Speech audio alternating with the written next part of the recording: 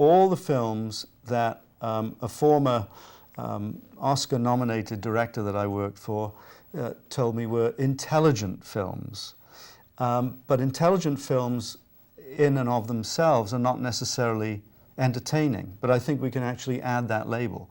So we show entertaining, intelligent, independent, first-run and foreign language films, documentary films, and occasionally, of course, the Hollywood blockbusters.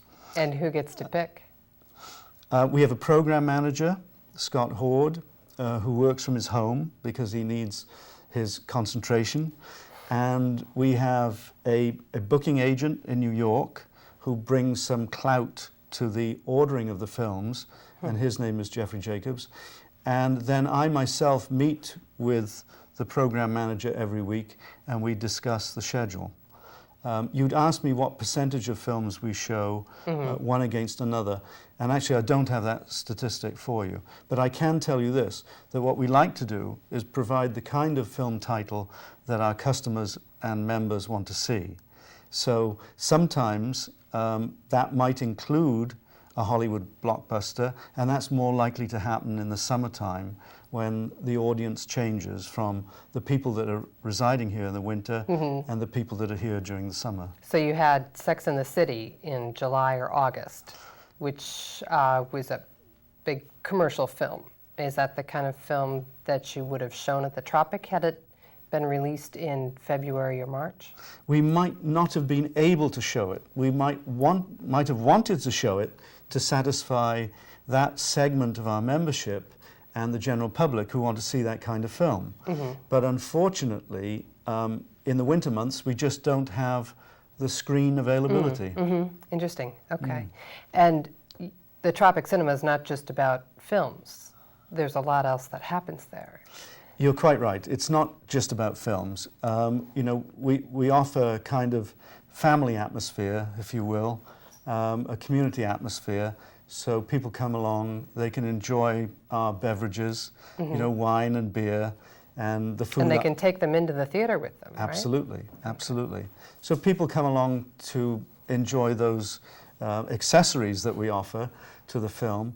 And also they come along, as you just alluded to, they come along to see special events. And those special events, they could be filmed events, or they could be staged events. For instance, recently we had two world-renowned musicians from France, father and son team, playing jazz on the carpet stage. Yeah, I heard about them. And how was that?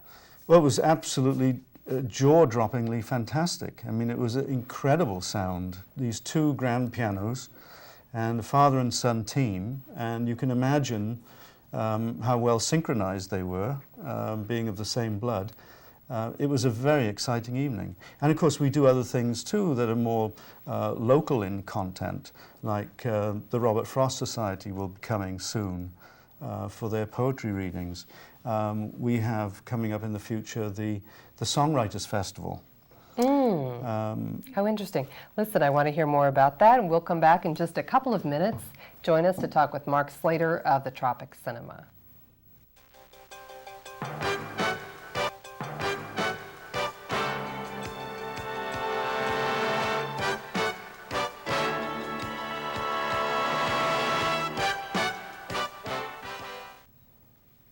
Thanks for coming back. I'm Margaret Mengi with the Keynoter TV show. I'm here in the studio tonight with Mark Slater of the Tropic Cinema, and we're talking about the foundings of the Tropic Cinema, of the Key West Film Society, and also the opening of the Tropic Cinema on Eaton Street in Key West, which happened just about 5 years ago. It's just about to celebrate the 5th anniversary. And Mark, we were talking about the kinds of things that, kinds of events that you can go to at the Tropic. It's not just about films, it's about a bunch of other things too. And in addition to the traditional films, you have an opera series that's been running all spring, and you had that last year as well, and you also have a ballet series. Did you want to talk about a few of those things so people have an idea of everything that you do? Yes, you're quite right, Margaret. We actually are trying our best to expand the film program beyond our feature films, showing opera, ballet, classic films, Documentary films, of course, we've always shown.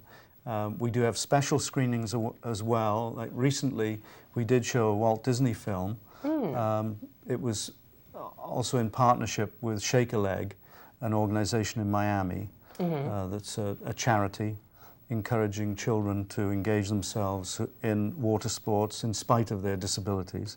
So we did show a Walt Disney film about sailing. Yes, the opera, the ballet, they're absolutely first-rate productions. We have a good following for them. Are there really enough opera fans in Key West to support that series, and same with the ballet? Certainly in the wintertime there is, okay. Yes. Probably not in the summer, but certainly in the winter. The Monday night classic film series is very popular too, and we're in the process of expanding that to Saturday. Oh, that's wonderful. Saturday we actually show an opera or a ballet plus a classic film, which is coming soon, and we do show the Key West Picture Show every Saturday. And what is that? Well, the Key West Picture Show is a 40-minute documentary, award-winning documentary that was made here in Key West in the mid-70s by a local man, B.J. Martin. And it's a charming piece of Key West history and well worth seeing. We show that every Saturday, which is a tradition for the Key West Picture Show, because when B.J. Martin owned the cinema on Duval Street, he used to show it at his cinema every day. We show it every week. Exciting. And would you say that most people who've been in Key West for a lot of years have seen it at least once? Is it one of those films that, if you're a real Key Wester, you've seen it? I'd be guessing, but I hope they've seen it. And if they haven't, well, it's 12:45 every Saturday. Okay, good to know. And I think we wanted to take another step back and look at what it was like when you were first trying to get a building built, an actual theater on Eaton Street, so that you could have some place to show films on a regular basis. Can you give viewers an idea of how much money had to be raised? It must have been an enormous sum. It must have seemed like an enormous feat to get all of that together. Was it millions? Well, it stands today at, in very rough figures, it stands around $2 million. 10,000 square feet are devoted now to what will soon be 4 screens.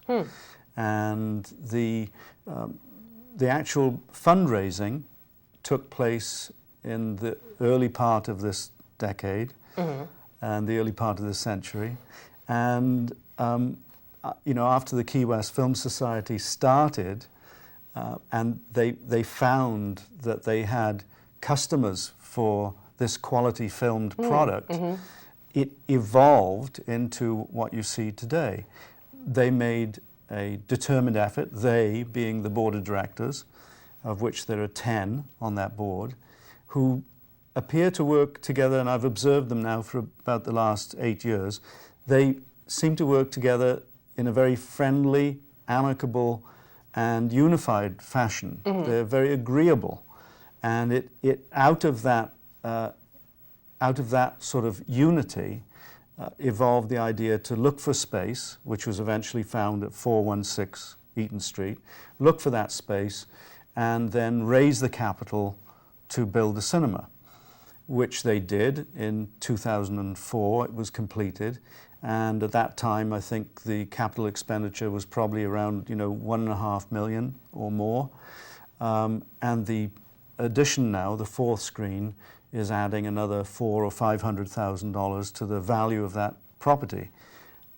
The capital was not only privately raised, but it was also contributed. Perhaps maybe 50% would be a little generous, but certainly nearly 50% of it would be provided by the Tourism Development Council. The Tourism Development Council saw the benefit of adding this cinema to the downtown area as a facility not only for the residents but for visitors too. And we have had visitors coming to the cinema who've walked in and said, wow, we don't have anything like this in our hometown. So we've sent them away very envious. And do you have some way of reaching out to people who are coming into town? Do you do any outreach with the hotels or anything so that people know that if it's a rainy day or rainy evening in particular and they're stuck in the Keys with not a lot to do, there's the Tropic and great movies that they could go see? Yes, we do. We have some very close associations with some hotels, and we do actually offer them a guest amenity. The hotel actually makes a contribution to the operating costs of the cinema, and in return we allow their hotel guests to come and see the Key West Picture Show on Saturday free of charge. Oh, isn't that nice? And those hotels that subscribe to that guest amenity are in the downtown area, in the historic district. But it's available, it's a scheme that's available to all hotels and guest houses.